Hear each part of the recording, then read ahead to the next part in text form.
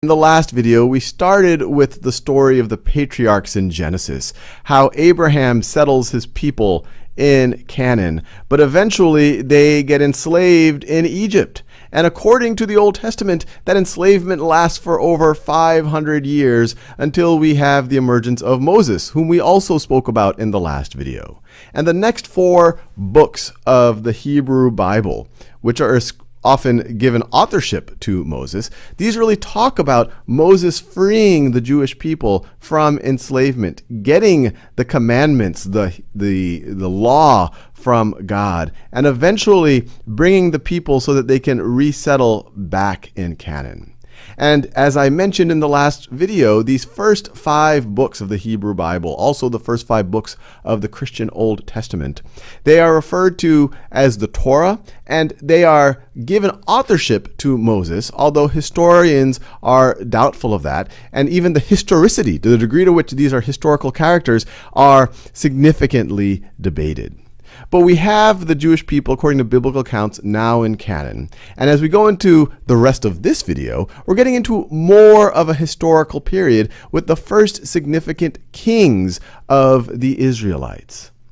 So now we're getting into the first millennium BCE. The people, the Israelites, are settled in Canaan. And around in the 11th century BCE, you have King Saul comes to power, and he's considered to be the first significant king of the first king really of a united kingdom of Israel and Judah. So this is King Saul. He is then succeeded by King David, and who is his son-in-law, but it was a very contentious succession. And David is considered a significant figure in Judaism and Christianity and Islam. He's considered a warrior, poet, philosopher. He really strengthens and really unifies the kingdom. And then he's succeeded by his son, King Solomon. And King Solomon is famous in biblical accounts for his wisdom, and he's also known for creating the first temple in Jerusalem.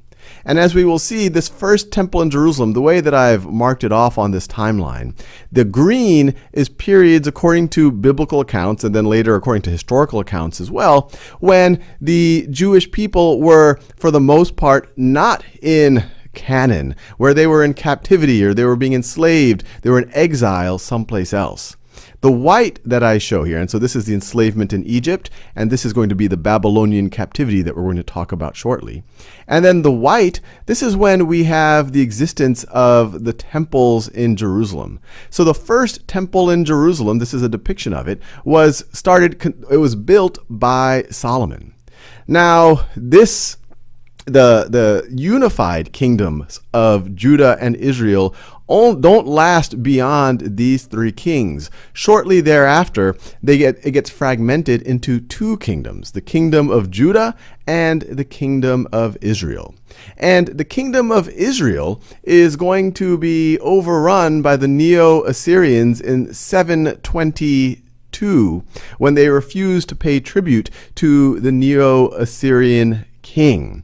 And the kingdom of Judah essentially becomes a client state of the Assyrians. And it's important to keep in mind, even though these are called kingdoms, for most of these history, they're client states to larger powers, whether it's the Assyrians, the Babylonians, the Egyptians, the Seleucids. They keep being client states, but they are also have some degree of autonomy, which is why they're called kingdoms.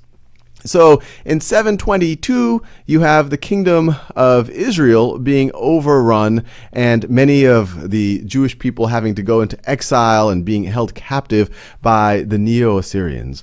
And then, as we get into the 6th century BCE, you have the famous Babylonian conquest, the Neo-Babylonian conquest of Nebuchadnezzar II, who conquers Judah. And once again, this is really a side battle between the Neo-Babylonians and the Egyptians, and we talk about that in other videos.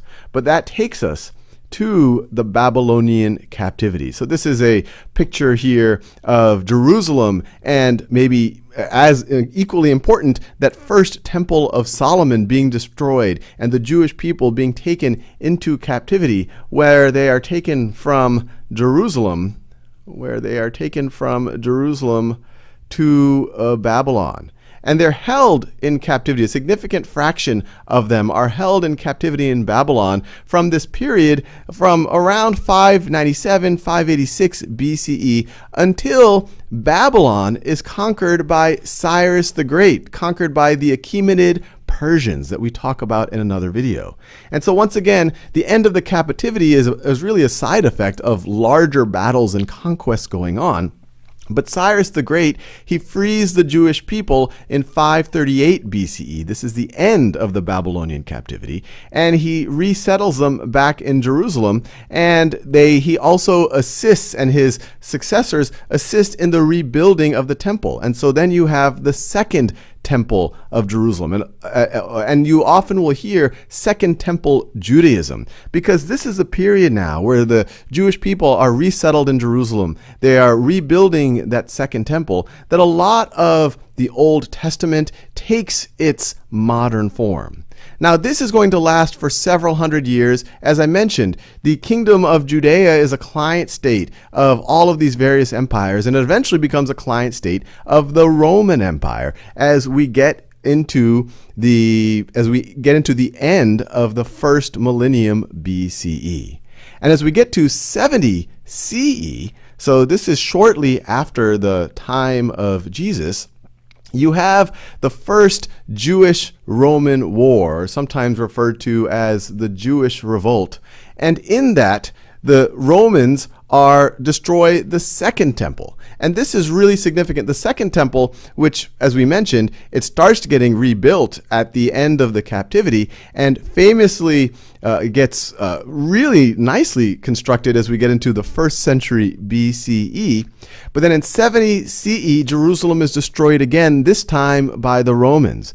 And this is the beginning of the Jewish diaspora, where they are exiled for, now we're talking thousands of years, from Rome, and they spread through the Roman Empire and other empires, and we talk more about that in other videos. And this is a significant thing because now the Jewish people are, for the most part, dispersed. They don't have a temple.